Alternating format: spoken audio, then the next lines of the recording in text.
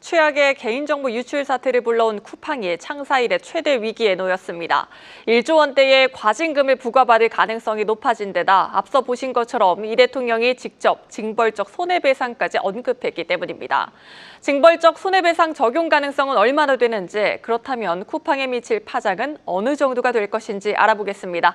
산업부 이지효 기자 나와 있습니다. 이 기자, 오늘은 쿠팡을 향한 과방위원들의 질타가 이어졌습니다. 게다가 이 대통령이 징벌적 손해배상까지 언급한 상황인데, 징벌적 손해배상이 적용된다면 쿠팡 어떻게 되는 겁니까? 네, 일단 오늘 현안 질의가 좀 있었는데요. 박대중 쿠팡 대표가 증인으로 출석을 했습니다. 이 자리에서 박 대표는 한국 법인 대표로서 전체 책임을 지고 사태 수습에 최선을 다하겠다고 밝혔습니다.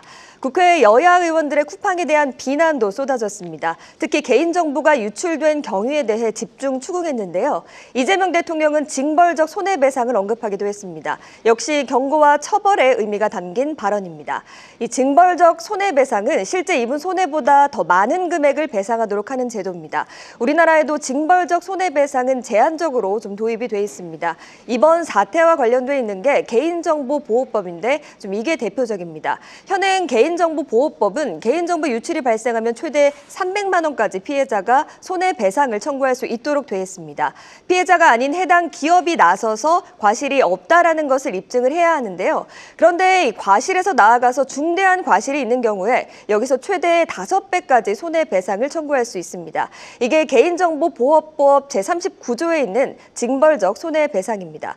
그럼 300만 원의 5배인 1,500만 원을 받을 수 있는 거냐? 이렇게 생각하시는 분들 계실 텐데요. 2016년 인터파크 또 2024년 모두투어 등 이 과거 유사 사례에서는 1인당 10만 원의 배상액이 책정이 됐습니다. 그래서 현재 10만 원이 하한으로 좀 굳어져 있습니다. 네, 개인정보보호법에 이 제도가 도입된 게 10년이나 됐지만 사례는 아직 전무한 상황입니다.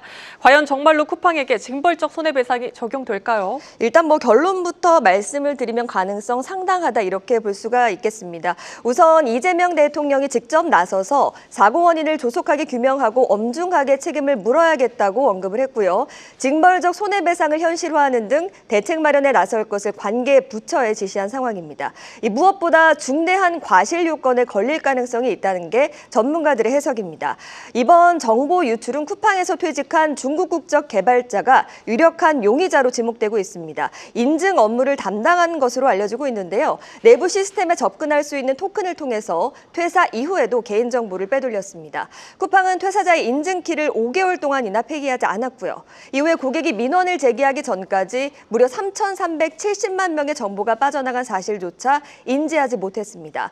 유출 규모가 3,370만 명이라는 것은 사실상 전 국민에 해당하는 대규모입니다. 다만 법조계에서는 이 중대한 과실이 인정되더라도 5배가 아니라 인당 한 20만 원에서 30만 원 정도를 배상하라는 판결이 나올 것으로 예상하고 있는데요. 이렇게 되면 피해자 전원이 참여했을 때 6조 7,400만 원을 배상해야 하고요. 쿠팡의 연간 영업이익이 지난해 기준으로 한 6,023억 원 정도였는데요. 약 11년치가 날아가는 셈이라고 볼 수가 있겠습니다. 네, 미국 상황도 짚어보겠습니다. 간밤에 미국 증시에서도 쿠팡 주가가 급락했습니다. 박대준 쿠팡 대표가 한국에서 벌어진 일이니 본인이 전적으로 책임지겠다고 선을 긋고 있지만 미국에서의 제재 리스크와 신사업 위기감도 고조되고 있다고요? 네, 맞습니다. 일단 단순한 정보 유출이라기보다는 대한민국 국민 대다수 정보가 좀 한 번에 유출된 대형 사고이기 때문입니다. 글로벌 투자은행 배런스는 쿠팡이 상대적으로 성공적인 해를 보냈으나 이 대규모 개인정보 유출 사고로 주가가 급락했다 이렇게 진단을 했습니다. 앞서 징벌적 손해배상이 적용된 배상 규모만 약 7조 원이라고 말씀을 드렸는데요. 여기에 개인정보보호위원회가 과징금을 최대 1조 원까지 내릴 수 있다라는 전망입니다. 2년 전부터 사고와 관련된 매출의 3%까지 이 과징금을 부과할 수 있도록 했고요. 쿠팡의 관련 매출은 약 31조 2,260억 원 정도로 추산이 됩니다. 또 미국 증권거래위원회의 제재 리스크도 거론이 됩니다. 상장 기업이 중대한 사이버 보안 사고를 겪으면 4 영업일 이내에 공시하도록 하고 있는데요. 쿠팡은 아직까지 공시를 하지 않았기 때문입니다. 만약 이 8조 원을 실제로 지출을 해야 된다면 지난해 기준 5조 7,713억 원 수준의 현금성 자산이 바닥나게 됩니다.